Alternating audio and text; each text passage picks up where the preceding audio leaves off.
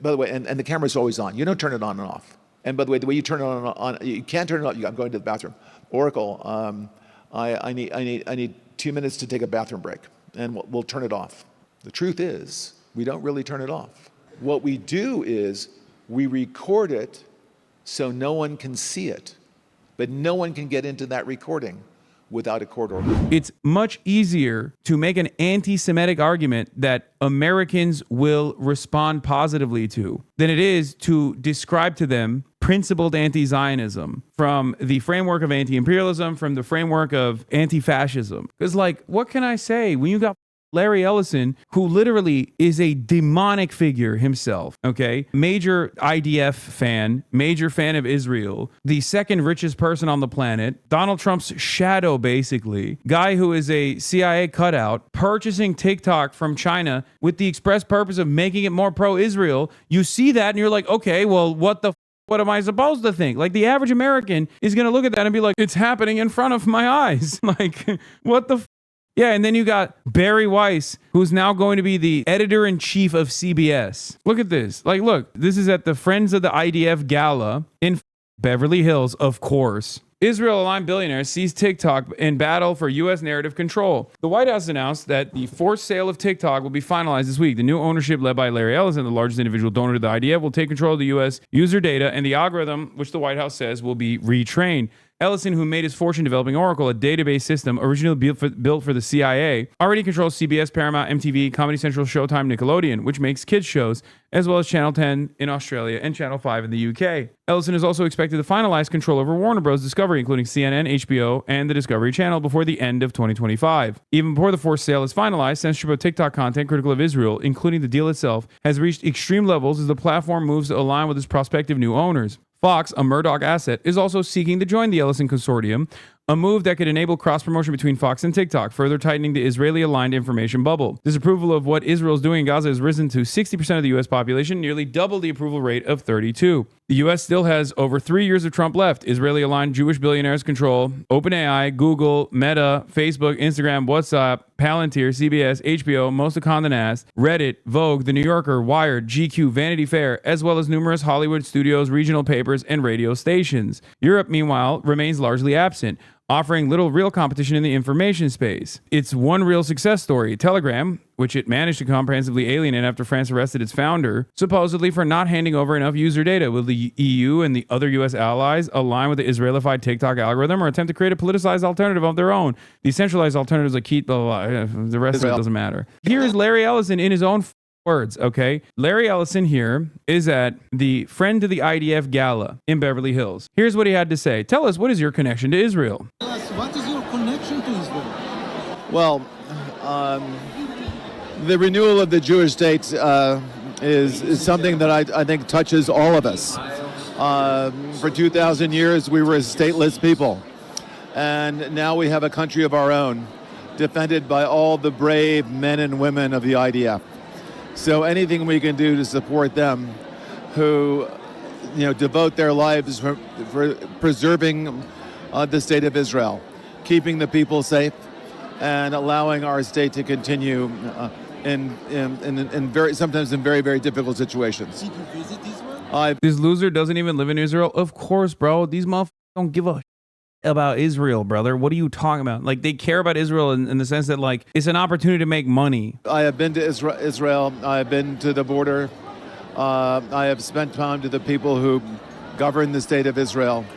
And I feel a deep emotional connection to the state of Israel and the Israeli people. You are an high-tech person. What do you think about these You are a high-tech person. startups and high-tech phenomena? Oh, well, after Silicon Valley, there's an area, Herzliya has probably got more startups than any other place other than Silicon Valley in Northern California. So we've actually acquired a number of Israeli companies. We have 2 CEOs at Oracle. One's name is Safra Katz, and she was born in Israel. So again, we love the country of Israel, and we'll do everything we can to support the country of Israel. Recently hear that many people criticizing Israel, especially after the Gaza operation. How do you feel as someone just saying you love Israel so much? Well, again, it's a difficult situation, isn't it? to conduct military operations around civilians is very difficult. And of course, there were tragedies, and the civilians were hurt. That's a terrible thing. But one thing we know for certain, that the Israeli army did everything they could to minimize civilian casualties. And in that regard, they've done a much better job than a lot of other armies all over the world throughout history. He kind of talks like Elon, bro. These guys are all the same. They all literally, for some reason, I don't know if it's they go to the same plastic surgeons or something, like they all turn into lizard people, bro. Mark Zuckerberg, Elon Musk, Larry Ellison, they get to a certain point and they're just like, I don't know. I just like, I don't know if it's the same type of autism. Peter Thiel, another great example of this. You hear them speak and you're like, what the what? How? I look at guys like this and I see the exact same thing that I see with that famous televangelist. I forget his name. The one that was like standing on top of his car when the journalist is asking him about getting a private jet. And he's like, they're demonic entities or like Kenneth Copeland. Yeah. Like they just look demonic. They all have this like demonic look to them. I think it might be a white gay liberal man thing. Okay, but Elon Musk isn't gay as far as we know. And neither is Mark Zuckerberg. Mark Zuckerberg is the #1 wife guy. The phrase lizard people is going to get you in trouble. It's a real anti-globalist, anti-Semite term. No, man. It also means like sociopathic billionaire elite, okay? Half of the billionaires I just talked about aren't Jewish either. Calm down. No. I'm not talking about David Icke. Elon is the #1 ex-wife guy. Okay, fair. These dudes always come across like they're aliens that are wearing like a human skin suit and they're trying to play the role of like a human. They're trying to go through the motions of like what a human would sound like and would look like. Also, here's Larry Ellison. Ron Prozor is an Israeli ambassador. Outright interference in American domestic politics, but since it isn't Russia or China, nobody will care. So this is a new thing that came out. I forget who it was, but I think like someone hacked Larry Ellison's emails, okay, and revealed a treasure trove of emails. Someone hacked Jeffrey Epstein's Yahoo email earlier as well, and this is yet another hack. New from DropSite, Larry Ellison vetted Marco Rubio for fealty to Israel. Hacked emails reveal. The billionaire Oracle founder is on track to take control over the American media. In this article, you find out that he is literally talking. He's literally talking to like the permanent Israeli ambassador to the UN, vetting Marco Rubio. As the nation's top diplomat, Secretary of State Marco Rubio has also played a role in the TikTok talks that steered the company towards Ellison after playing a lead role as a senator demonizing the app. He was also closely involved in the rollout of Trump's plan for Gaza's future, the enclave to Blair. Trump's son-in-law, Jared Kushner, tasked the Blair Institute in the spring with coming up with a post-war plan for Gaza, which was recently completed. Also, Larry Ellison, at the time, gave a major donation to Marco Rubio, and people were confused by it. They were like, why? Why did Larry Ellison, who we thought previously was woke, why did he give so much money to Marco Rubio? And they were like, oh, maybe it's because he thinks Marco Rubio will be like a more softer approach to Trumpian politics or something. No, it turns out he literally had a lunch with him and straight up talked to him about his loyalty to Israel. And Marco Rubio was like, of course I'll be loyal. Straight up. In the emails, he openly says it, by the way. The Israeli ambassador in the email says, did you vet him for his loyalty to Israel? Like it literally comes across like a David Duke conspiracy. You have the UN ambassador to Israel talking to Larry Ellison, CIA's very own Larry Ellison, multi-billionaire, and they're talking about how loyal Marco Rubio will be to Israel. Here it is, Ron Prozor to Larry Ellison. Larry, hi, please send me his speech. Thanks. Okay, at the time, Rubio was seen as a strong challenger in the GOP presidential field. That would ultimately include underdog candidate Donald Trump. The email showed the Israeli diplomat and Ellison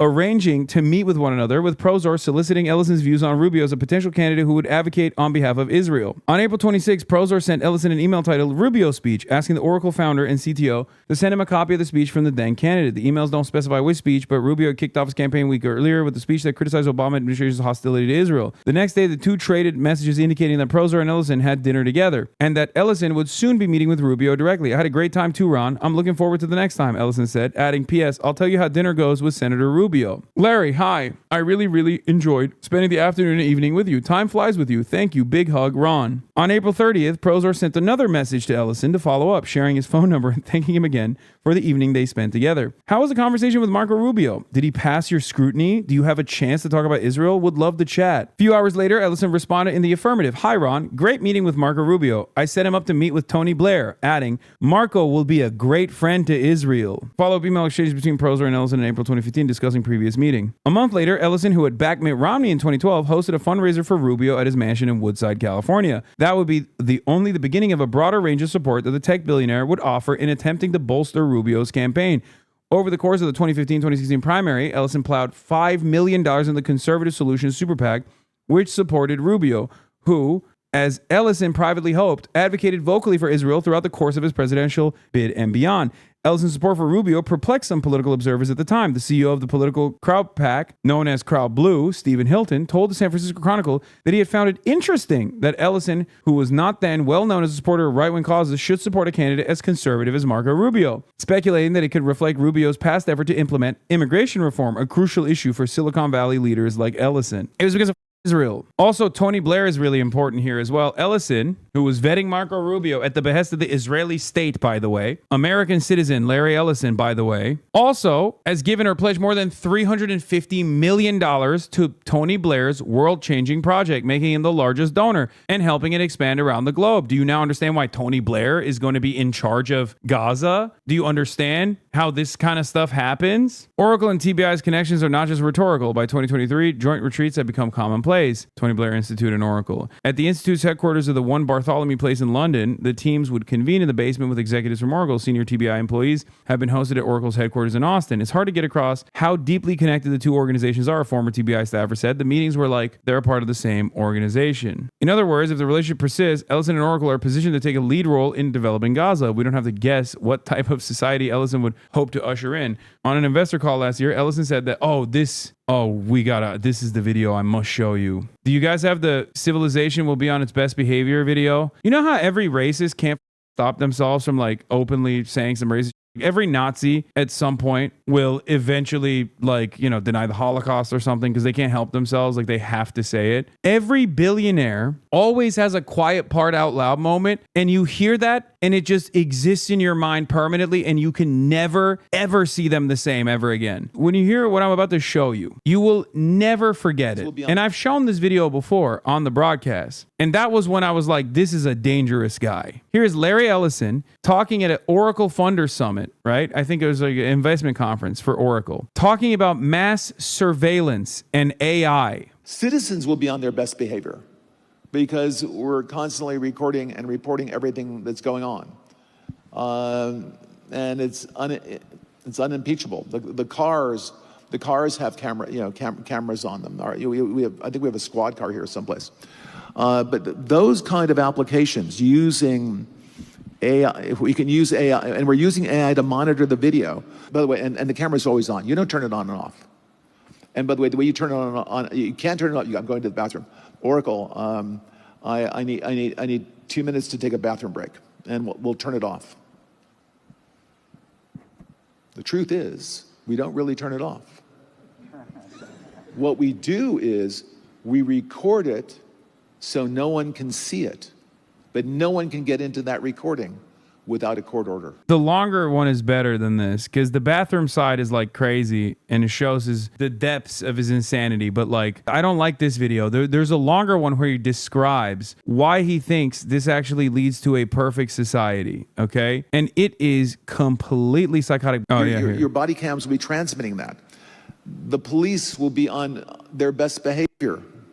Because isn't this awesome? Straight Arrow News showing Larry Ellison predicts AI-powered surveillance is in our future. Straight Arrow News, also owned by like a right-wing billionaire guy. Yeah, this is the same clip here. We're constantly watching and recording everything that's going on.